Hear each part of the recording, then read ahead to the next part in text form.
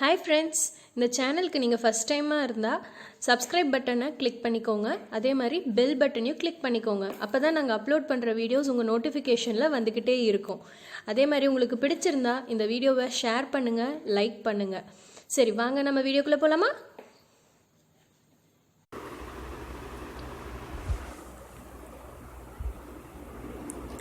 Welcome to Target 190 IAS Academy. இன்றைக்கி நம்ம என்ன பார்க்க போகிறோம் அப்படின்னா, status of women in India through the ages. ஒவ்வொரு காலகட்டத்துலேயும் ஒரு பெண்களோட நிலைமை எப்படி இருந்துச்சு அப்படிங்கிறத பற்றி தான் இந்த லெசன் நம்ம பார்க்க போகிறோம். Learning objectives. இந்த லெசன் நம்ம எதுக்காக படிக்கணும் அப்படின்னா, the position of women in the ancient society. பழங்காலத்தில் பெண்களோட நிலைமை எப்படி இருந்துச்சு, deterioration in the status of women in medieval period, நடு காலகட்டத்தில் எப்படி இருந்துச்சு, the major social evils prevalent in the Indian society. Indian சொசைட்டியில் இருக்கக்கூடிய சில முக்கியமான சில விஷயங்கள் எப்படி பெண்களை பாதிச்சது, த ரோல் ஆஃப் ரீஃபார்மர்ஸ் இந்த சோஷியல் ஈவல் எராடிகேஷன். இந்த சோஷியல் ஈவல்ஸை இந்த ரீஃபார்மர்ஸ் எப்படி அதை முழுமையாக அழிச்சாங்க, உமன் எம்பாசிபேஷன் த்ரூ த எஜுகேஷன் மூலிமா பெண்கள் எப்படி முன்னுக்கு வர முடியும் அப்படிங்கிறத சொல்கிறாங்க. Social legislations and empowerment.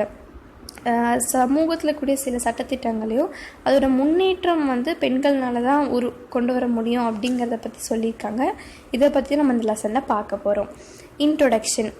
Generally human society is constantly changing with additions, assimilations and omissions from within and outside. இந்த சமூகம் சில விஷயங்களை ஆட் பண்ணிக்கும், சில விஷயங்களை விட்டுரும், சில விஷயங்களை எல்லாத்தையும் ஜாயின் பண்ணி ஒரு இருக்கிறத சமூகமாக போயிட்டு இருக்கு. Women constitute of the population. மக்கள் தொகையில் பாதி பங்கு பெண்கள்னால தான். This is imperative to have a historical understanding of the status of women through the ages. இதனால் என்ன ஆகுன்னா, பெண்களோட பங்கு இல்லைனா பெண்கள் எப்படி இருந்தாங்க அப்படிங்கிறத நம்ம புரிஞ்சிக்க முடியுது. The position of women was not uniform in all periods, differentiated with regional variations. In ancient India, particularly early Vedic period, women enjoyed equal rights. வேதிக் பீரியடில் பெண்களோட நிலைமை ரொம்ப நல்லாவே இருந்துச்சு. ஈக்குவல் ரைட்ஸோடு இருந்தாங்க. But with the passage of time their status in the society were deteriorated as a result of frequent foreign inventions. போக போக என்னாச்சு அப்படிங்கிறப்போ அந்த மதிப்பு, அந்த ரைட்ஸ் எல்லாமே ரொம்ப கம்மியாயிடுச்சு. மொத்தமாகவே அழிச்சிட்டாங்கன்னு கூட சொல்லலாம். ஏன்னா ஃபாரின் இன்வென்ஷன் வர்றப்போ பெண்களை ரொம்ப அடிமை பண்ணிட்டாங்க. New social practices, customs and systems with crept into the society in run put limitations and restrictions in the liberty of women. ஒரு பெண்ணோட சுதந்திரத்தில் நிறைய அந்த சோஷியல் ப்ராக்டிஸ், சமூகத்தில் இருக்கக்கூடிய சில பழக்க வழக்கங்கள்னால என்ன ஆச்சுன்னா அது மொத்தமாகவே சுருக்கிட்டாங்க. உமனோட ஃப்ரீடத்தையே மொத்தமாக எடுத்துட்டாங்க அப்படின்னு சொல்லலாம். During the British Raj, many social religious reformers like Rajaram மோகன் Roy, Dayananda Saraswati, Keshab Chandra Sen, Ishwar Chandra Vidyasagar, Pandita Ramabai, doctor Muthulakshmi Ammaiyar, Jyotirao Phule and Periyar EVR, doctor Dharmambal were the prominent leaders who fought for the upliftment of women. அதாவது பிரிட்டிஷ் ஆட்சி காலத்தில் இந்த மாதிரியான ரீஃபார்மர்ஸ் அப்படின்னு சொல்லி நம்ம யாரை சொல்லுவோம் அப்படின்னா, ஒரு சீர்திருத்தவாதிகள் அப்படின்னு சொல்லலாம். ஒரு விஷயத்தை மாற்றி அமைக்கக்கூடிய திறம் வாய்ந்தவர்கள் அப்படின்னு சொல்லலாம். யார் யார் இருந்தாங்க அப்படிங்கிறது இவங்கெல்லாம் தான். ராஜாராம் மோகன் ராய், கேசப் சந்திர சென், வித்யாசாகர், பண்டித ராம்பாய், முத்துலக்ஷ்மி அம்மையார் பற்றிலாம் நம்மளே படிச்சிருக்கோம். பெரியார் ஈவிஆர், இவங்க எல்லாருமே இதுக்காக பாடுபட்டாங்க. எப்போனா இந்த பிரிட்டிஷ் ஆட்சி காலத்தில் பெண்களோட முன்னேற்றத்துக்காக இவங்கெல்லாம் பாடுபட்டிருக்காங்க. ராஜாராம் மோகன் Roy efforts lead to the abolition of sati in 1829. Rajaram மோகன் ராய் இந்த சதி அப்படிங்கிற ஒரு பழக்க வழக்கம் நம்மளோட சமூகத்தில் இருந்துட்டு வந்துச்சு. அதை மொத்தமாக அழிக்கணும் அப்படிங்கிறதுக்காக இவர் இவ்வளோ எஃபர்ட்ஸ் எடுத்திருக்காரு. வித்யாசாகர் வந்து நிறையா இடைவிடாத முயற்சியினால் அவர் என்ன பண்ணியிருக்காரு அப்படிங்கிறதுனா, இந்த கல்யாணமாகி ஹஸ்பண்ட் இறந்துருப்பாங்க, விதவைகள் இருப்பாங்க இல்லையா, அவங்களோட இம்ப்ரூவ்மெண்ட்டுக்காக ரொம்ப பாடுபட்டார். யார் அப்படின்னா வித்யாசாகர். அந்த reformers rightly realise that female education as a emancipating agent in eradicating the social evils. இந்த மாதிரியான கெட்ட சமூகத்தில் கூடிய கெட்ட விஷயங்களை வந்து மொத்தமாக அழிக்கிறதுக்கு பெண்களோட கல்வி வந்து ரொம்ப முக்கியம் அப்படின்னு சொல்லி எல்லா ரீஃபார்மர்ஸும் ஒரு முடிவுக்கு வந்தாங்க. So they started the girls school in various parts of the country which brought significant changes in the lives of women. இதனால் என்ன பண்ணாங்க அப்படின்னா, புதுசாக நிறைய ஸ்கூல் எல்லாத்தையும் உருவாக்க ஆரம்பித்தாங்க. இதனால் என்னாச்சு அப்படின்னா, சொசைட்டியில் ஒரு முக்கியமான சேஞ்சஸ் எல்லாமே வர ஆரம்பிச்சது அப்படின்னு சொல்லலாம்.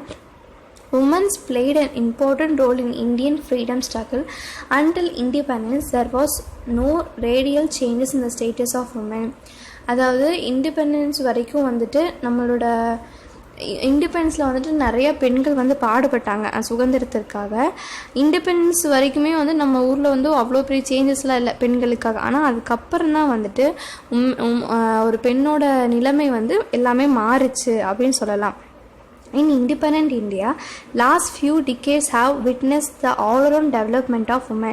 சுதந்திரத்துக்கு அப்புறம் இந்த சில வருஷங்களில் வந்துட்டு பெண்கள் வந்து முன்ன இருந்ததை விட ரொம்ப பல மடங்கு வந்து அவங்களோட நிலைமை மாறி இருக்கு. Women's are now making their presence felt in every walk of life. நம்ம வாழ்க்கையில் வந்து ஒவ்வொரு நொடியுமே வந்து பெண்கள் இருக்காங்க அப்படிங்கிற சொல்கிற அளவுக்கு இப்போ வந்து பெண்கள் எல்லாருமே நடந்துக்கிட்டு இருக்காங்க அப்படின்னு சொல்லி சொல்கிறாங்க. அந்த பொசிஷன் ஆஃப் உமன் இப்போ வந்து பெண்களோட நிலைமை வந்து எப்படி இருந்துச்சு, 3 பீரியடு. என்னென்ன பீரியட் அப்படின்னா, ஏன்ஷியன்ட் பீரியட் ஒன்று, மெல்டிவல் பீரியட் ஒன்று, பிரிட்டிஷ் பீரியட். இந்த 3 பீரியட்லேயும் உமனோட நிலைமை வந்து எப்படி இருந்தது அப்படின்னு சொல்லி பார்க்கலாம். ஃபஸ்ட்டு ஏன்ஷியன்ட் பீரியட், அதாவது பழங்காலத்தில் எப்படி இருந்தாங்க அப்படின்னா, இந்த ancient Indus civilisation of India evidences show the worship of the mother goddess, hence the adoration for the mother it evict. During that period, during the Rig-Vedic period, it is believed that the position of wife has honored and the woman's position was acknowledged, especially in the performance of religious ceremonies. அதாவது ancient பீரியடில் வந்து, அதாவது ancient Indus civilisation இருக்கப்போ ஒரு அம்மாவை வந்து கடவுளுக்கு நிகராக பார்க்குற மாதிரியான ஒரு நிலைமை இருந்துச்சு. அதுக்கப்புறம் வேதிக் பீரியடில் என்ன பண்ணிட்டாங்க அப்படின்னா, மனைவியும் கூட கடவுளுக்கு நிகரானாங்க, அவங்களுக்கு அவ்வளோ மதிப்பு இருக்குது அப்படிங்கிற மாதிரியான ஒரு நிலைமை வந்து இருந்துச்சு. During later Vedic age witnessed a traditional development in the status of women, restricting her role in the social life, except in the performance of religious sacrifices. Her social and political freedom was restricted. Sati became popular during the later Vedic period, whether the widows either chose for themselves or were forced to jump into the prey for their husbands. இப்போ என்ன ஆச்சு அப்படிங்கிறப்போ, இந்த later வேதிக் பீரியடில் என்ன ஆச்சு அப்படிங்கிறப்போ சில மோசமான சில சோஷியல் ஈவல்ஸ் எல்லாம் வர ஆரம்பிச்சது. அதில் ஒன்று தான் இந்த சதி. அதாவது ஹஸ்பண்ட் இறந்துட்டாங்க அப்படின்னா அவங்களுக்கு விருப்பம் இருந்தாலும் சரி, இல்லை ஃபோர்ஸ் பண்ணி எப்படியாச்சு அவங்க இறந்துட்டாங்க அப்படின்னா அவங்க அந்த எரிப்பாங்கள்ல அது மேலே விழுந்து அவங்களும் செத்துறணும் அப்படிங்கிற மாதிரியான ஒரு விஷயத்த வந்து இந்த லேட்டர் வேதிக் ஏஜில் வந்து கொண்டு வந்து பெண்களுக்கு வந்து எல்லா வகையிலையும் எல்லாத்தையும் ரெஸ்ட்ரிக்ட் பண்ணாங்க. அவங்க வந்து இப்படி பண்ணக்கூடாது அப்படின்னு சொல்லி அவங்க ஃப்ரீடம் எல்லாத்தையுமே வந்து வாங்கிட்டாங்க அப்படின்னு சொல்லலாம்.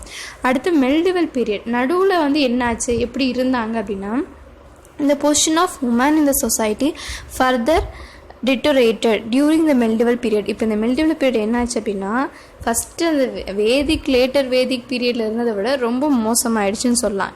எல்லாத்தையுமே வந்து பறிச்சிட்டாங்க. அந்த suffered from many social evils. எந்த மாதிரியான விஷயங்களால பாதிக்கப்பட்டாங்க அப்படின்னா, சதி, சைல்டு மேரேஜ், சின்ன வயசுல கல்யாணம் பண்ணுறது, ஃபீமேல் இன்ஃபான்டிசைட், கருவிலேயே கொலை பண்ணுறது, புர்தா சிஸ்டம் அண்ட் ஸ்லேவரி. புர்தா சிஸ்டம் அப்படிங்கிறது முஸ்லீம்ஸோட கம்யூனிட்டியில் இருந்தக்கூடிய ஒரு மிகப்பெரிய பிரச்சனையாக பெண்களுக்கு இருந்துச்சு.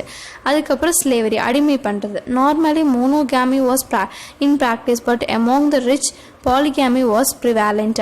அதாவது சாமானிய மக்கள் இருந்தாங்க இல்லையா, அவங்களுக்கு எல்லாமே வந்து மோனோகாமி, அதாவது ஒரு கல்யாணம் மட்டும்தான் இருந்துச்சு. ஆனால் பணக்காரங்கிட்ட என்ன ஒரு பழக்கம் இருந்துச்சு அப்படின்னா பாலிகாமி, நிறைய பேர்த்த கல்யாணம் பண்ணுற பழக்கம் வந்து இந்த மிடிவல் பீரியடில் இருந்துச்சு. Sati was in the practice particularly among the royal and upper strata of the society. இந்த சதி அப்படிங்கிறது இந்த பெரிய பெரிய பணக்காரங்களாக இருப்பாங்க இல்லையா, அவங்களோட இதில் வந்து இந்த ப்ராக்டிஸில் இருந்துச்சு, அதாவது வழக்கமாக பண்ணிட்டு வந்தாங்க. Widow remarriage was rare. விதவையானவங்க வந்து திரும்ப கல்யாணம் பண்ணுறது அப்படிங்கிறது ரொம்ப ஒரு ரேரான விஷயம். Devadasi system was in practice in among the parts of India. இந்தியாவில் முக்கியமான பகுதிகள் எல்லாத்தையும் வந்து தேவதாஸ் சிஸ்டம் அப்படிங்கிறது இருந்துச்சு. among the Rajputs of Rajasthan எங்கெல்லாம் இருந்துச்சு அப்படின்னா அந்த ராஜபுட்ஸ் ஆஃப் ராஜஸ்தான், அந்த ஜாஹோஹர் அதெல்லாமே வந்து ப்ராக்டிஸ் பண்ணிகிட்டு இருந்தாங்க. Purdah system become popular as a result of Muslim invention. இப்போது முகலாய படைகள் வந்து இந்தியாவுக்குள்ளே வர்றப்போ தான் வந்து இந்த பொர்தா சிஸ்டம் அப்படிங்கிறது கொண்டு வருது அப்படின்னு சொல்லலாம். அந்த condition of widow become miserable during the medieval period. இந்த மெல்டிவல் இடைப்பட்ட காலத்தில் வந்து இந்த கல்யாண விதவைகள் இருக்காங்க இல்லையா, அவங்க எல்லாத்தோட நிலைமை ரொம்ப மோசமாக இருந்துச்சு அப்படின்னு சொல்லலாம். But we don't ignore the fact that the Mughal ruler Akbar attempt to abolish sati. In fact very little attention was paid to female education. அதாவது ஒரு மறுக்க முடியாத உண்மை என்ன அப்படின்னா, அக்பர் அந்த முகலாய ஒரு அரசர் அக்பர் அப்படிங்கிறவர் பார்த்திங்கன்னா இந்த சதி அப்படின்னு சொல்லி வந்து மொத்தமாக அபாலிஷ் பண்ணிவிட்டு பெண்களுக்கு வந்து எஜுகேஷன்லாம் கொடுக்கணும் அப்படிங்கிறதுக்காக ரொம்ப ட்ரை பண்ணி அட்டெம்ப்ட்லாம் நிறையா பண்ணியிருக்காரு. In spite of general determination, we can find some exceptions. இந்த மாதிரியான விஷயங்கள் நடந்து வந்தாலுமே கூட சில பேர் வந்து இதுக்கு எக்ஸப்ஷன்ஸாக இருக்காங்க. யார் அப்படின்னா Razia Sultana, queen Durgavati, Chand Bibi, Nurjahan and Jahan Ara, Jijabai and Mirabai. இவங்க எல்லாருமே வந்து அந்த இவ்வளோ விஷயங்களை தாண்டியும் ஒரு மிகப்பெரிய பெண்களாக விளங்குனாங்க இவங்க எல்லாருமே. And the system of education in medieval times was still at the rudimentary stage. Women's education was not completely ignored, through no regular separate school seems to have existed. பெண்ணோட கல்வி மொத்தமாக மறுக்கப்படல, இருந்தாலுமே வந்து அங்கே ஸ்கூல்ஸ் எல்லாம் கிடையாது அந்த காலகட்டத்தில்.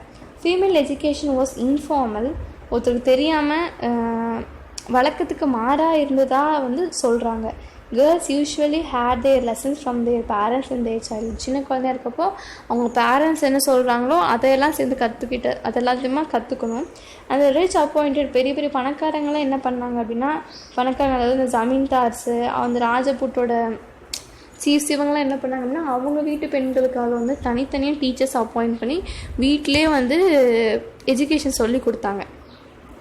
அடுத்து பிரிட்டிஷ் பீரியடில் எப்படி இருந்துச்சு அப்படின்னா, for centuries women in India had been subordinated to men and socially oppressed. The major effect of nation awakening in the 19th century was seen in the field of social reform. The enlightened persons increasingly revolt against the rigid social evils and outdated customs. சில முக்கியமான பர்சன்ஸ்லாம் என்ன பண்ணாங்க அப்படின்னா, social ஈவல்ஸ்லேருந்து பெண்களை காப்பாற்றணும் அப்படிங்கிறதுக்காக நிறைய revolt எல்லாம் கூட நடத்தியிருக்காங்க. And the numerous individuals, reform societies and religious organizations worked hard to spread education among women, to encourage widow remarriage, to improve the living condition of widows, to prevent the marriage of young children, to bring women out of the poor, to enforce monogamy, and to enable middle class women to take up professions or the public employment. இந்த British காலகட்டத்தில் என்ன பண்ணுறாங்க அப்படின்னா, நிறைய பேர் சேர்ந்து நிறைய கொண்டு வராங்க. என்னென்ன கொண்டு வந்திருக்காங்க அப்படின்னா, எஜுகேஷன் வந்து எல்லா பெண்களுக்கும் கிடைக்கணும், அதுக்காக எஜுகேஷன் எல்லா பக்கம் ஸ்ப்ரெட் பண்ண ட்ரை பண்ணுறாங்க. விதவைகளை வந்து ரீமேரேஜ் பண்ணுறதுக்கு என்கரேஜ் பண்ணுறாங்க. அதுக்கப்புறமா அவங்களோட நிலைமையை தூக்கி விடணும், அவங்க டெவலப்மெண்ட் பண்ணணும். இதுக்கப்புறம் அதுக்காகவும் நிறையா எடுக்கிறாங்க. சின்ன குழந்தைங்களுக்கெல்லாம் கல்யாணம் பண்ணுறது வந்து அவங்க எல்லாத்தையும் காப்பாற்றுறதுக்கு, அதுக்கப்புறம் பெண்களை வந்து இந்த புது சிஸ்டத்துலேருந்து வெளியே கொண்டு வர்றதுக்கு, ஒரு கல்யாணம் மோனோகாமி மட்டும் பண்ணுறதுக்கு, இது எல்லாத்தையும் நிறையா கொண்டு வந்திருக்காங்க இந்த பிரிட்டிஷ் பீரியடில். In the beginning of 19th century, female literacy was extremely low when compared to the male literacy. அதாவது 19th centuryயோட ஸ்டார்டிங்கில் எப்படி இருந்தாங்க அப்படின்னா, பெண்களோட இப்போ ஆண்கள் வந்து ஒரு 50% பேர் படிச்சிருக்காங்க அப்படின்னா, பெண்கள் வந்து அதில் 10 பேர் 5% இந்த மாதிரி தான் வந்துட்டு அவங்களோட லிட்ரஸி ரேட் இருந்துச்சு. The Christian missionaries were the first to set up the Calcutta Female Society in 1890, and the Bethune School was founded in 1849 by J.E.D. Bethune, who was the president of Council of Education in Calcutta. இப்போ கல்கட்டாவில் தான் வந்து first female அப்படிங்கிற ஒரு சமூகத்தை, female ஜுவைலின் society அப்படிங்கிற ஒரு சமூகத்தை உருவாக்கி அங்கே வந்து இந்த J.E.D. Bethune அப்படிங்கிறவங்க பார்த்திங்கன்னா அந்த கல்கட்டாவோட இந்த எஜுகேஷன் அஃபேர்ஸுக்கு ஒரு கவுன்சில் மினிஸ்டராக இருந்தார், மெம்பராக இருந்தார். இப்போ இவர் என்ன பண்ணுறாரு அப்படின்னா பெத்தூன் ஸ்கூல் அப்படிங்கிறத 1849 உருவாக்குறாரு, ஃபார் உமன்ஸுக்காக உருவாக்குறாரு. Charles Wood's despatch on education 1854. இவர் என்ன பண்ணுறாரு அப்படின்னா ஃபீமேல் எஜுகேஷனுக்காக ரொம்ப நிறையா பாடுபட்டிருக்காரு. Indian education commission of 1882 recommended to start இப்போ இந்த எஜுகேஷன் கமிட்டி என்ன பண்ணுது அப்படின்னா கேர்ள்ஸுக்காக ப்ரைமரி ஸ்கூல்ஸ் நிறைய உருவாக்கிட்டு அவங்களுக்கெல்லாம் டீச்சர் ட்ரைனிங், அந்த மாதிரியான இன்ஸ்டிடியூஷன்ஸு, ஸ்காலர்ஷிப், ஊக்கத்தொகை, உதவித்தொகை, அந்த மாதிரியான நிறையா விஷயங்கள் கொண்டு வராங்க. In 1880 India's women began to enter universities. இப்போ 1880s என்ன ஆயிட்டாங்க அப்படிங்கிறப்போ பெண்கள் வந்து ஸ்கூல் அளவெல்லாம் தாண்டி காலேஜ், யூனிவர்சிட்டிஸில் சேர்கிற அளவுக்கு முன்னேறிட்டாங்க அப்படின்னு சொல்லலாம். they were also trying to become doctors. இப்போ என்ன ஆகுனாங்கன்னா இவங்க டாக்டர்ஸ், டீச்சர்ஸ் இது எல்லாத்துக்குமே கூட படிக்க ஆரம்பிச்சிட்டாங்க. they began to write books and magazines. பத்திரிகைகள், புத்தகங்கள் அந்த மாதிரி எழுதவும் ஆரம்பிச்சிட்டாங்க. in 1914 the women medical service did a lot of work in training midwives.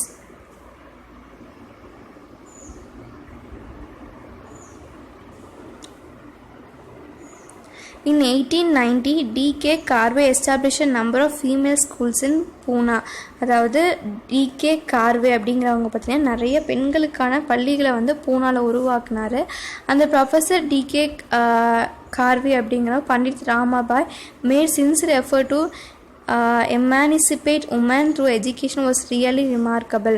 பெண்களோட முன்னேற்றத்துக்கு கல்வி வந்து இன்றியமையாதது அப்படின்னு சொல்லி இந்த டாக்டர் கார்வே அண்ட் பண்டித ராமாபாய் இவங்க எல்லாருமே வந்து ரொம்ப சின்சியர் எஃபர்ட்ஸ் போட்டிருக்காங்க.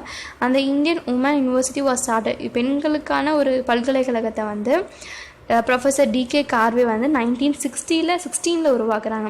It was an outstanding institution. இது ஒரு மிகப்பெரிய ஒரு கல்வி நிறுவனமாக வந்துச்சு, பெண்களுக்காக உருவாக்கப்பட்டது. இந்த சேம் இயர் அதே வருஷத்துலேயே வந்து லேடி ஹார்டிங் மெடிக்கல் காலேஜ் வந்து டெல்லியில் வந்து பெண்களுக்காக ஸ்பெஷலாக வந்து திறந்தாங்க. அடுத்து மேஜர் சோஷியல் ஈவல்ஸ் நம்ம வந்து இவ்வளோ நேரமாக சொன்னது வந்து சோஷியல் ஈவல்ஸ், இதனால் வந்து இத்தனை பிரச்சனை நடந்துச்சு, என்னென்ன ஈவல்ஸ் வந்து நம்ம சமூகத்தில் இருக்குது, கெட்ட விஷயங்கள் இருக்குல்ல, பெண்களோட டெவலப்மெண்ட்டை வந்து தடுக்கக்கூடிய சில விஷயங்கள் என்னென்ன அப்படின்னு பார்த்திங்கன்னா female infanticide, female foeticide, child marriage, sati and Devadasi system. இதெல்லாமே வந்து பெண்களோட வளர்ச்சியை வந்து தடுக்கிறதா இருந்துச்சு. ஃபீமேல் இன்ஃபான்டிசைட் அப்படிங்கிறது was another inhuman practice afflicting the 19th century Indian society. It was particularly wide in Rajputana, Punjab and the northern western provinces. It was mainly to avoid economic burden. Facts such as family pride, the fear of not finding a suitable match of girl child were some of the major reasons responsible for this practice. Therefore, immediately after birth, the female infants were being killed. The company administration in India took steps to ban this practice by passing the Bengal Regulatory Act of 1795, the Regulating Act of 1802 and the Female Infanticide Act of 1870. Female infanticide அப்படிங்கிறது பெண் சிசு கொலை அப்படின்னு சொல்லி தமிழில் சொல்லுவாங்க. இந்த பஞ்சாபில் ராஜபுட் அந்த ரீஜியன்லாம் என்ன பண்ணாங்க அப்படின்னா பெண் குழந்தைகள் பிறந்தாலே அவங்கள உடனே கொன்றுவாங்க. அது ஏன் அப்படின்னு பார்த்திங்கன்னா வரதட்சணை கொடுக்கணும், இல்லை சூட்டபிளான ஒரு மேட்சை கண்டுபிடிக்க முடியாது, நிறைய பிரச்சனை இருக்குது, குடும்ப மானமே போயிடுச்சு அப்படிங்கிற மாதிரியான சில சில்லியான ரீசன்ஸை சொல்லி பெண் குழந்தைகளை வந்து கொண்டுறாங்க. இதை அபாலிஷ் பண்ணுறதுக்காக இந்த அட்மினிஸ்ட்ரேஷன்லேருந்து என்னென்ன கொண்டு வந்திருக்காங்கன்னா பெங்கால் ரெகுலரி ஆக்ட், அதொன்றும் ரெகுலேட்டிங் ஆக்ட் ஒன்று கொண்டு வந்திருக்காங்க. ஃபீமேல் இன்ஃபான்டிசைட், இந்த மாதிரி 3 சட்டங்களை கொண்டு வந்து இதை அபாலிஷ் பண்ணுறதுக்காக நிறைய ஸ்டெப்ஸ் எடுத்திருக்காங்க. ஃபீமேல் ஃபீட்டிசைட் அப்படிங்கிறது பெண் கருக்கொலை, பெண் குழந்தை தான் அப்படி இதெல்லாம் கொஞ்சம் டெவலப்மெண்ட், அதாவது ஹாஸ்பிட்டலில் வந்து கொஞ்சம் டெவலப்மெண்ட் ஆனதுக்கப்புறம் டிட்டர்மினேஷன் குழந்தை வந்துட்டு பிறக்கிறதுக்கு முன்னாடியே இது வந்து பெண் குழந்தையா ஆண் குழந்தையா அப்படின்னு சொல்லி கண்டுபிடிச்சிருவாங்க. அப்படி கண்டுபிடிக்கிறப்போ அதை வந்து கருவிலேயே கொலை பண்ணுறாங்க. அந்த விஷயத்த வந்து தான் ஃபீமேல் ஃபீட்டிசைட் அப்படின்னு சொல்கிறாங்க. Female feticide is also an inhuman practice which cuts across a caste, creed, class and regional boundaries. Whether it is a female infanticide or female feticide, the prime motive remains the same. In order to ban the female feticide and sex determination, the central government passed various acts. இந்த மாதிரி விஷயங்கள் தடுக்கிறதுக்காக வந்துட்டு என்ன பண்ணுறாங்கன்னா, government வந்து நிறைய சட்டங்களை வந்துட்டு பாஸ் பண்ணிட்டு தான் இருந்திருக்காங்க. சைல்டு மேரேஜ் அப்படிங்கிறது சின்ன வயசுலேயே குழந்தை திருமணம் அப்படின்னு சொல்லலாம். The practice of child marriage was another social disgrace for the women. Child marriage was prevalent among the tribes. இந்த குழந்தை திருமணம் அப்படிங்கிறது யார்கிட்ட ரொம்ப அதிகமாக இருந்துச்சு அப்படின்னு பார்த்தீங்கன்னா, இந்த மலைவாழ் மக்கள் இருக்காங்க இல்லையா, அவங்கக்கிட்ட இந்த பழக்கம் ரொம்ப அதிகமாகவே இருந்துச்சு. In 1846 the minimum marriageable age for the girl was only 10 years. என்னென்னா 10 வயசு இருந்தாலே போதும் வந்து 1846 கல்யாணம் பண்ணி வச்சுருவாங்க. அந்த நேட்டிவ் மேரேஜ் இதனால என்ன பண்ணாங்கன்னா ஒரு ஆக்ட் கொண்டு வந்தாங்க. நேட்டிவ் மேரேஜ் ஆக்ட் வந்து 1872 பாஸ் பண்ணியிருக்காங்க. அப்போ என்ன பண்ணுறாங்க அப்படின்னா, பெண்கள் அப்படின்னா 14 இயர்ஸ் ஆயிருக்கணும். ஒரு பையன் அப்படிங்க கல்யாணம் பண்ணுறாங்க அப்படின்னா அந்த பையனுக்கு வந்து 18 இயர்ஸ் ஆயிருக்கணும். அப்போ தான் கல்யாணம் பண்ணணும் அப்படின்னு சொல்லி 1872 கொண்டு வராங்க. அதுக்கப்புறமா 1930 என்ன பண்ணுறாங்க அப்படின்னா, சென்ட்ரல் லெஜிஸ்லேட்டிவ் அசம்பிளியில் வந்து ஒரு பில் பாஸ் பண்ணுறாங்க. என்ன பண்ணுறாங்க அப்படின்னா, பசங்க அப்படின்னா அவங்களுக்கு வந்து மினிமமான ஏஜ் வந்துட்டு கேர்ள்ஸுக்கு 14, பாய்ஸுக்கு வந்து 18 வச்சுருந்தாங்களா. இப்போ இவங்க என்ன பண்ணுறாங்க அப்படின்னா, அதை வந்து கேர்ள்ஸுக்கு வந்து 18 ஆகிருக்கணும், பாய்ஸ் அப்படின்னா 21 ஆயிருக்கணும் அப்படின்னு சொல்லி யார் கொண்டு வராங்கன்னா, அதுக்கப்புறம் கொண்டு வராங்க இந்த சட்டத்துக்கு அப்புறமா 1930s கொண்டு வராங்க இதை. அதுக்கப்புறம் சதி, இது ஒரு மிகப்பெரிய ஒரு சோஷியல் ஈவல். சதி அப்படிங்கிறது உடன்கட்டை ஏறுதல் அப்படின்னு சொல்லலாம். ஹஸ்பண்ட் இறந்துட்டாங்க அப்படின்னா அவங்க அவங்க அவங்க பாடி வந்து எரியுதுன்னா அதில் போய் விழுந்து அவங்க ஒய்ஃபும் வந்து இறந்துடணும். Sati was a social evil that prevailed in India social especially among the Rajputs. இந்த ராஜஸ்தான் ரீஜன்லாம் அது ரொம்ப அதிகமாகவே இருந்துச்சு. The feudal society of the time encouraged sati, which meant self-immolation of the widow on the funeral pyre of her husband.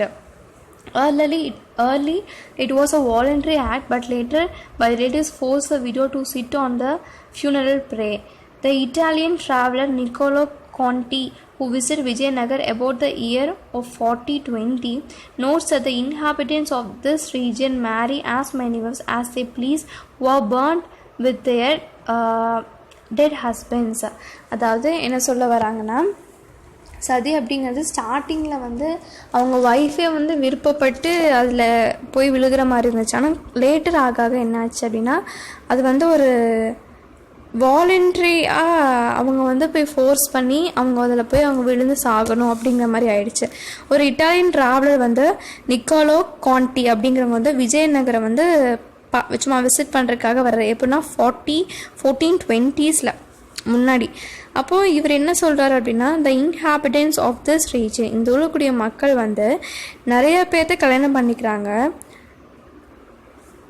அப்போது who are burnt with their dead husbands, செத்து போன அவங்க husbands கூட சேர்ந்து இவங்களும் செத்துடுறாங்க அப்படிங்கிற ஒரு விஷயத்த வந்து யார் சொல்கிறார் அப்படின்னா, இந்த நிக்கோலோ கான்டி அப்படிங்கிறவங்க இந்த விஜயநகர் விசிட் பண்ணப்போ சொல்லியிருக்காரு. In the early years of 19th century, sati was in practice in various parts of Bengal. 19th century பார்த்திங்கன்னா பெங்கால் ரீஜன் வரைக்கும் போயிடுச்சு. Western India and southern India எல்லா பக்கமுமே இந்த ப்ராக்டிஸ் ஆக ஆரம்பிச்சிட்டாங்க. இன் 1811 ஜகன் மோகன் ராய், யார் அப்படின்னா ராஜாராம் மோகன் ராயோட அண்ணன். அப்போது இவங்க இறக்குறப்போ அவங்க ஒய்ஃப், அதாவது இந்த ஜகன் மோகன் ராயோட ஒய்ஃபும் வந்து அதில் விழுந்து இறந்துறாங்க. இதனால ரொம்ப அதிகமான கோபம் அடைச்சாங்க. யார் அப்படின்னா இந்த ராஜாராம் மோகன் ராய். இதனால் நம்ம அவர் வந்து இது தடுக்கணும், இதுக்கப்புறம் இனிமேல் யாருமே சாகக்கூடாது, இது எப்படியாச்சும் இந்த உடன்கட்டை ஏறுதலை வந்துட்டு நம்ம நிறுத்தி ஆகணும் அப்படின்னு சொல்லி நிறைய எஃபர்ட்ஸ் போடுறாரு. என்னென்ன பண்ணியிருக்காரு அப்படின்னா, Rajaram Mohan Roy published his tracts in 1818-20, making the point that the right of sati was enjoined by the Sattras. This material was used by the Serampore missionaries to shatter the general accepted view that sati was an integral part of Hindu religion. அதாவது இவரோட எண்ணங்களை வந்து 1880-20 வெளிவந்த மேகசின்ஸில் வெளியிடுறாரு. அப்படி சொல்கிறப்போ அது இப்போ அவர் அப்படி சொல்கிறப்போ அது எப்படி இருந்தாங்க அப்படின்னா, ஹிந்து ரிலீஜனில் வந்து உடன்கட்டை ஏறுதல் அப்படிங்கிறது ஒரு வழக்கமாகவே, ஒரு கல்யாணம் எப்படி பண்ணுறாங்களோ அதே மாதிரி இது வந்து அவங்க ஹஸ்பண்ட் இருந்தால் அவங்களும் சாகணும் அப்படிங்கிறது ஒரு வழக்கமாகவே இருந்துட்டு வந்துச்சு. ஆர்த்தோடாக்ஸ்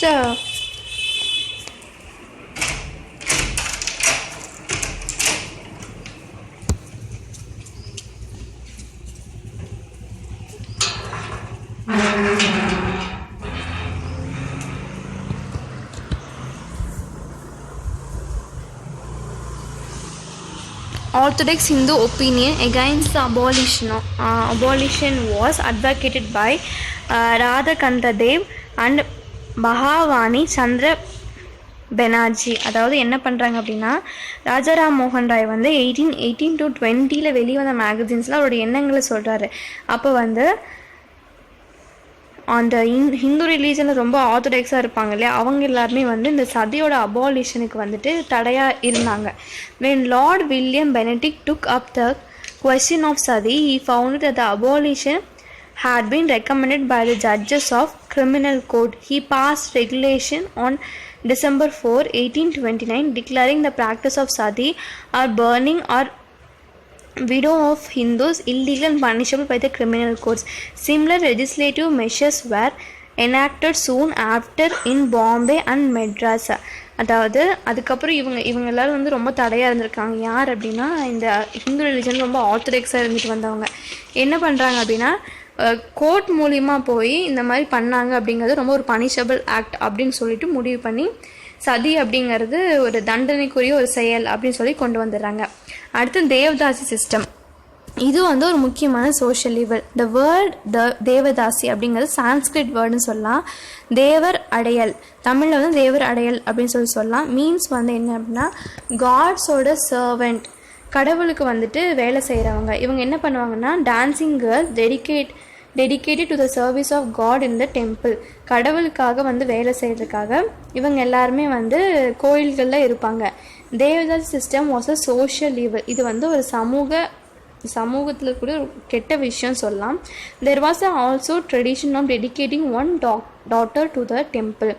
நம்ம ஹிந்து ரிலீஜனில் வந்து ஒரு விஷயம் இருந்துச்சு. என்ன அப்படின்னா, நிறைய பெண் குழந்தைங்கள் இருக்காங்க அப்படின்னா ஒருத்தரை வந்து கோயிலுக்கு விட்டுருவாங்க.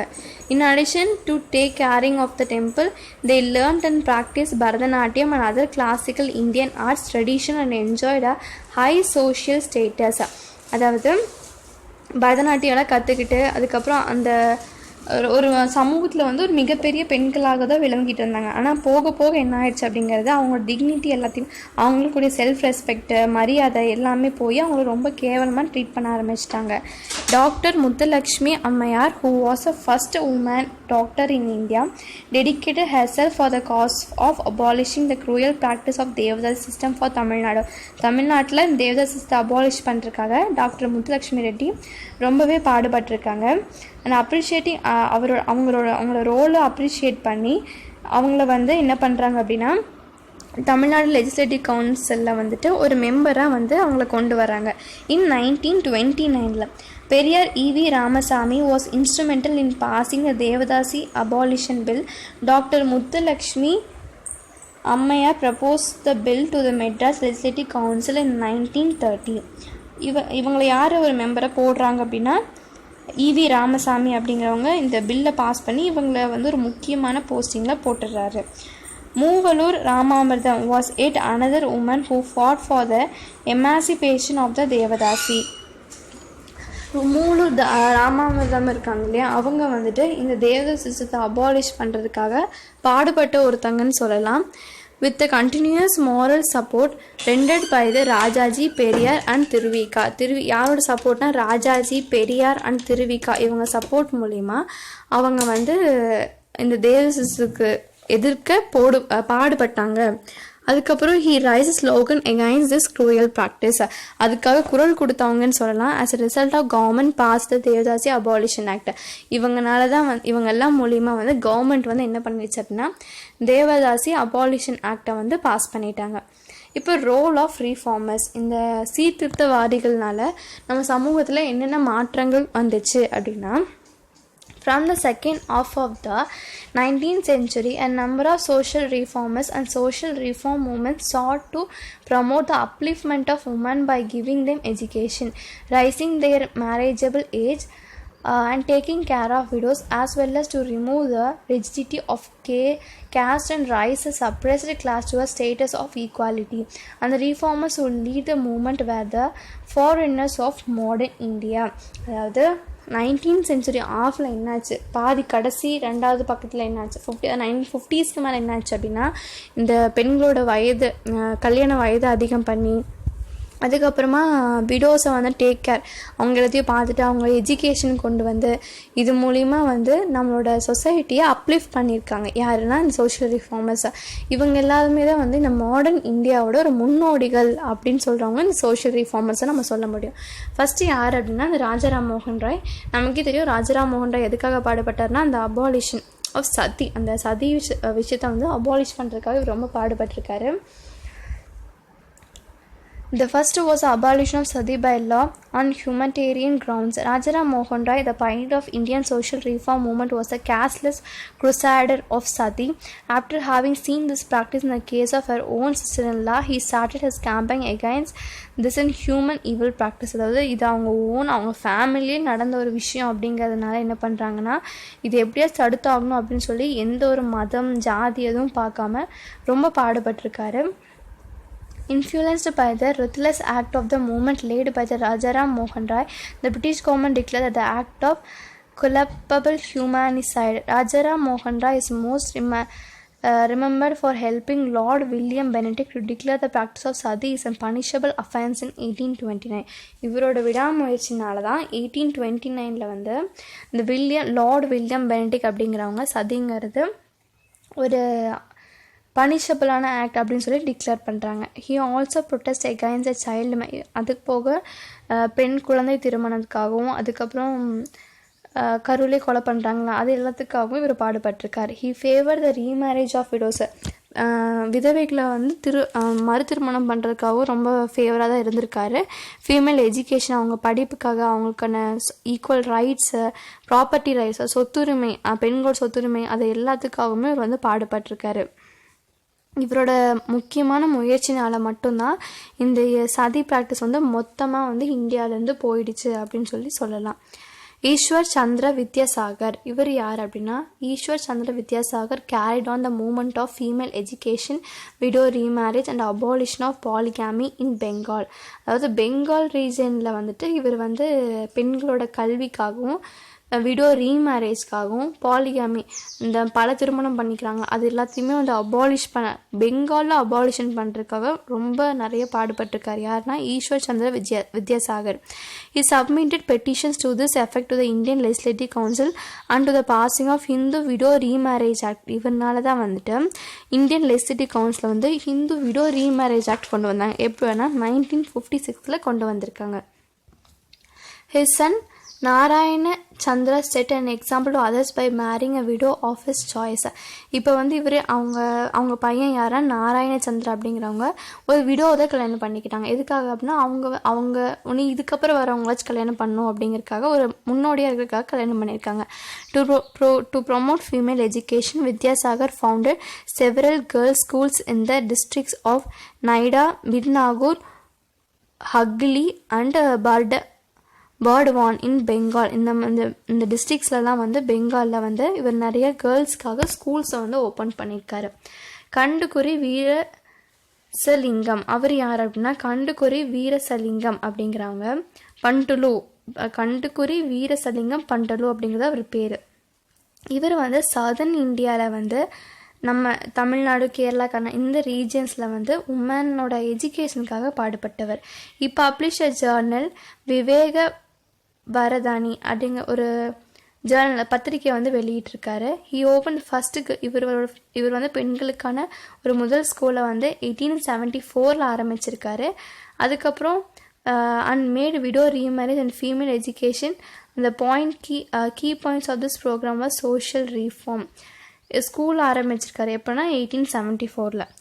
MG Ranade and PM Malabari, இவங்க ரெண்டு பேர் யார் அப்படின்னா, இன் பாம்பே பிரசிடென்சி, பாம்பேயில் வந்து MG Ranade and PM Malabari carried on the movement of the upliftment of women. இவங்க 2 பேரும் சேர்ந்து அங்கே நிறைய ரிவோல்ட்ஸ், அதாவது நிறையா புரட்சியெல்லாம் பண்ணியிருக்காங்க. In 1869, Ranade joined the Widow Remarriage Association, encouraged widow remarriage and female education and opposed child marriage in 1887. இவங்க 2 பேரும் சேர்ந்து அங்கே வந்து விடோ ரீமேரேஜ் அசோசியேஷன் ஒன்று ஆரம்பித்து பெண் அசோசியேஷன், அதுக்கப்புறம் விடோ ரீமேரேஜ்க்கு என்கரேஜ் பண்ணி ஃபீமேல் எஜுகேஷன் அதெல்லாத்தையும் கொண்டு வந்து சைல்டு மேரேஜை அப்போஸ் பண்ணியிருக்காங்க. எப்போனா 1887. அதுக்கப்புறமா இங்கே வந்து ஒரு நேஷ்னல் சோஷியல் கான்ஃபரன்ஸ் ஆரம்பித்து சமூகத்தில் சில விஷயங்களை மாற்றுறதுக்காக அங்கே ஒரு இன்ஸ்டியூஷன் நிறுவுறாங்க. In 1884 PM Malabari a journalist, அவர் வந்து ஒரு பத்திரிகையாளர், started a movement for the abolition of child marriage. He published on this subject and appeal to the government to take action. இவர் வந்து ஒரு பத்திரிகையாளராக இருக்கிறதுனால இவர் என்ன பண்ணுறாரு அப்படின்னா, அவர் நிறையா பெண்களோட முன்னேற்றத்துக்காக நிறையா விஷயங்களை வந்து பத்திரிகைகள் வெளியிட்டு கவர்மெண்ட் வந்து இதுக்கு ஆக்ஷன் எடுக்கணும் அப்படின்னு சொல்லி நிறையா வெளியிட்டிருக்காரு. கோபாலகிருஷ்ண கோகலே, இவங்க யார் அப்படின்னா, in 1904 Gopalakrishna Gokhale started the servants of Indian society which took up such social reform measures as primary education, female education and depressed classes upliftment. அதாவது இவர் என்ன பண்ணுறாரு அப்படின்னா, பெண்களுக்கோட ப்ரைமரி எஜுகேஷன் கொண்டு வரணும், பெண்களுக்கு கல்வி கொண்டு வரணும், அதுக்கப்புறம் தாழ்த்தப்பட்ட கம்யூனிட்டியில் இருக்க பெண்களுக்கு எஜுகேஷன் கொண்டு வரணும் அப்படின்னு சொல்லி இவர் பாடுபடுறாரு. The spread of female education lead to several other social reforms of great consequences such as abolition of parda which further lead to the participation of women in freedom struggle. இப்போது வந்து இந்த முகல் எம்பையரில் இந்த பர்தா system போனதுக்கப்புறம் என்னாச்சுன்னா, நிறையா பெண்கள் வந்து freedom ஸ்ட்ரகிளுக்காக வந்தாங்க. பெரியார் இவி ராமசாமி, இவிஆர், அதாவது இவி ராமசாமின்னு சொல்லுவாங்க, இவிஆர்னு சொல்லுவாங்க. இவங்க யாருன்னா, இவர் மிகப்பெரிய சோஷியல் ரீஃபார்மர், அதாவது சீர்திருத்தவாதின்னு சொல்லலாம், தமிழ்நாட்டில் இருந்தவர். ஹி அட்வொகேட்டட் உமன் எஜுகேஷன், பெண் கல்வி, அப்புறம் விதவைகளை திரும்ப மறுகல்யாணம் பண்ணிக்கிறது, inter caste marriage and oppose child marriage, caste ஜாதி மதம் பார்க்காம கல்யாணம் பண்ணுறது, அந்த மாதிரியான விஷயங்களை வந்து இவர் ரொம்ப என்கரேஜ் பண்ணியிருக்காரு. உமன் ரீஃபார்மர்ஸ், இப்போது இவங்கெல்லாம் வந்து ஜென்ஸ் இல்லையா, இப்போ லேடிஸ். உமன் ரீஃபார்மர்ஸில் யாரெல்லாம் இருந்திருக்காங்க அப்படின்னா, most of the reform movements like Brahmo Samaj and Arya Samaj were led by male reformers who set the limit of the freedom and the development of women. இவங்க எல்லாருமே வந்து பெண்களோட சுதந்திரத்துக்காக பாடுபட்டிருக்காங்க. Women reformers like Pandita Ramabai, Rukmabai and Tarabai Shinde try to extend further. இவங்க எல்லாருமே வந்து இதை நிலைநாட்டுறதுக்காக ரொம்ப பாடுபட்டிருக்காங்க. In 1889 Pandita Ramabai open Sharada Sadan home of learning for Hindu widows in Bombay. பாம்பேயில் வந்து விதவைகளுக்காக ஒரு ஸ்கூல் ஆரம்பிச்சிருக்காங்க. It was later shifted to பூனாக்கு அப்புறம் மாற்றிட்டாங்க. A greatest legacy was her effort and the first in India to educate widows. இவங்க தான் வந்து இந்த விதவைகளுக்கு கல்வி கொடுக்கணும் அப்படின்னு சொல்லி ஃபஸ்ட்டு எஃபர்ட் போட்டிருக்காங்க. Theosophical Society was established at Chennai and Dr. Annie Besant who came from Europe and joined. இப்போ டாக்டர் அன்னி பெசன்ட் அப்படிங்கிறவங்க வந்துட்டு இந்த தியோசோஃபிக்கல் சொசைட்டியில் சேர்ந்து பெண்களோட முன்னேற்றத்துக்காக ரொம்ப பாடுபட்டிருக்காங்க. ஆனால் இவங்க வந்து யூரோப்லேருந்து வந்தவங்க. It was all developed general social reform program. Doctor S Dharmambal was another reformer. Dharmambal அப்படிங்கிறவங்க இன்னொரு ரீஃபார்மர். அவங்க என்ன பண்ணியிருக்காங்கன்னா, who was very much influenced by the ideas of Periyar வந்து ஒரு மிகப்பெரிய சீர்திருத்தவாதி. அவங்களோட எண்ணங்கள்னாலையும் அவங்களோட பேச்சுக்கள்னாலையும் வந்தவங்க தான் doctor S Dharmambal. She showed great interest in implementing widow remarriage and women education. பெண் கல்விக்காகவும் விதவையோட மறுதிருமணத்துக்காகவும் ரொம்ப பாடுபட்டிருக்காங்க. Among Moovalur Ramamirtham Ammaiyar raised her voice against devadas system along with doctor Muthulakshmi அம்மையார். முத்துலட்சுமி டாக்டர் அவங்க கூட சேர்ந்தும் இவங்க வந்து இந்த தேவதாஸ் சிஸ்டத்துக்கு எதிர்ப்பு தெரிவிச்சிருக்காங்க. இன் ஹேர் மெமரி, இவங்க ஞாபகார்த்தமாக த கவர்மெண்ட் ஆஃப் தமிழ்நாடு என்ன பண்ணியிருக்கு அப்படின்னா, மூவலூர் ராமாமிர்த அம்மையார் நினைவு மேரேஜ் அசிஸ்டன்ஸ் ஸ்கீம் அப்படின்னு சொல்லிட்டு ஒரு ஸ்கீம் கொண்டு வந்திருக்காங்க. எ social welfare scheme to provide financial assistance to poor women as poverty as were the root cause for all these evils Thus, women reformers also contributed a lot for winning their own rights. இப்போ women ரீஃபார்மர்ஸ்னால தான் வந்து அவங்களோட உரிமைகளை வாங்கறதுக்கு அவங்க எல்லோரும் முன் வந்தாங்க. Leading women realise the need of forming their own associations in order to safeguard their interest. இவங்களோட உரிமைகளை வந்து இவங்க பாதுகாக்கணும் அப்படின்னா நமக்குன்னு ஒரு அசோசியேஷன்லாம் கொண்டு வந்துக்கணும் அப்படின்னு சொல்லி இந்த லீடிங் உமன்ஸ் இருக்காங்க இல்லையா அவங்க எல்லாரும் முடிவு பண்ணுறாங்க. ஆஸ் ரிசல்ட் இதனால் வந்து ஒரு 3 நேஷனல் உமன் ஆர்கனைசேஷன்ஸை கொண்டு வராங்க. என்னென்ன அப்படின்னா women's Indian organisation, national council of women in India and all India women's conference were founded. இது 3த்தையும் கொண்டு வராங்க. எதுக்காக அப்படின்னா நம்மளோட உரிமைகளை நம்ம பாதுகாக்கணும் அப்படிங்கிறதுக்காக கொண்டு வந்திருக்காங்க. அடுத்து women in the freedom movement. Freedom மூமெண்ட்டில் பெண்களோட பங்கு எந்த அளவுக்கு இருந்துச்சு அப்படின்னா இந்த early anti colonial struggle women played major roles in various capacities. Velu Nachiyar of Sivaganga fought violently against British and restored her rule in Sivaganga. அதாவது இவங்க இந்த வேலு நாச்சியார் அப்படிங்கிறவங்க சிவகங்கை ஆண்ட ஒரு மன்னரோட ஒய்ஃப். அவங்க போனதுக்கப்புறம் இவங்க தான் வந்து அவங்க அந்த சிவகங்கையை வந்து ரொம்ப பாதுகாத்துருக்காங்க, ரொம்ப பயங்கரமாக போராடி இருக்காங்க. Begum Hazrat Mahal, Rani Lakshmi Bai of Jhansi led an armed revolt in 1857 against British. Begum Hazrat Mahal, Rani Lakshmi பாய் இவங்க எல்லாருமே வந்து நார்த் இந்தியாவில் 1857 ஒரு மிகப்பெரிய புரட்சி பண்ணாங்க. இந்த freedom struggle thousands of women came out of their homes. அவங்க வீட்டை விட்டு வெளியே வந்து ஃபாரினர்ஸுக்கு அதாவது பிரிட்டிஷ்க்கு எதிராக நிறையா போராடி இருக்காங்க. இதனால் அவங்க கோர்ட் ஜெயில்ஸ் எல்லாத்துக்குமே கூட போயிருக்காங்க. ஈவன் லத்தி சார்ஜ் கூட வாங்கியிருக்காங்க. தேர் பார்ட்டிசிபேஷன் இந்த struggle added a new dimension of mass character. இதனால் இந்த போராட்டம் வந்து ஒரு புது வழியில் போயிடுச்சு அப்படின்னு சொல்லியிருக்காங்க. Impact of reform movement. Significant advances were made in the field of emancipation of women. It created of national awakening among the masses. It created the feeling of sacrifice, service and rationalism. The practice of sati and infanticide were made illegal and it permitted the widow remarriage. இந்த reform மூமெண்ட்னால இது எல்லாமே நமக்கு கிடைச்சது அப்படின்னு சொல்லலாம்.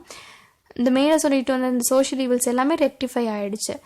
Woman in independent India. Independent இந்தியாவில் women எப்படி இருக்காங்க அப்படின்னா women in India now participate in all activities. எல்லாத்துலேயுமே கலந்துக்கலாம்.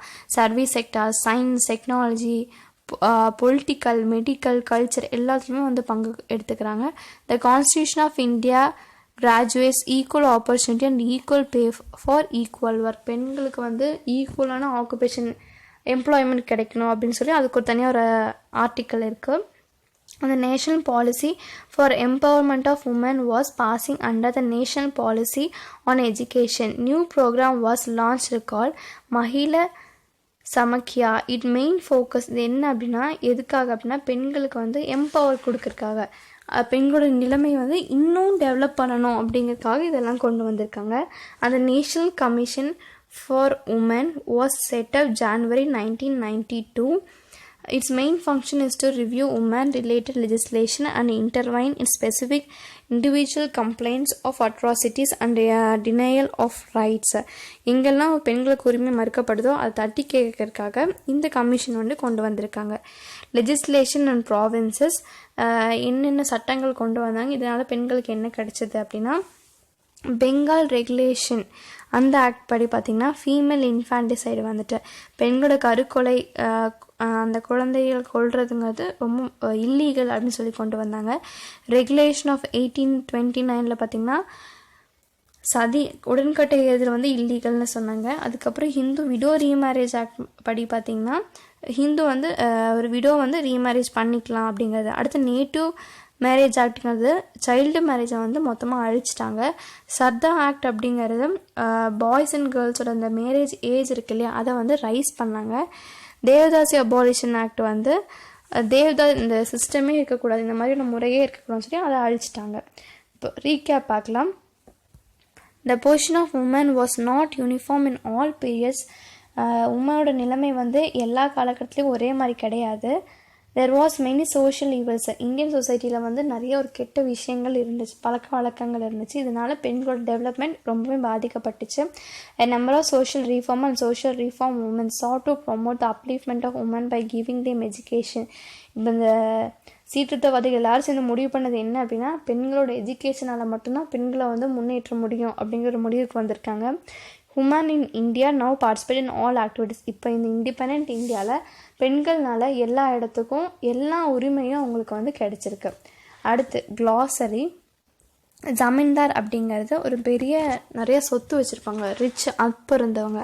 மேனிசிபேஷன் அப்படிங்கிறது விடுதலை, ஃப்ரீடம் கொடுக்கறது.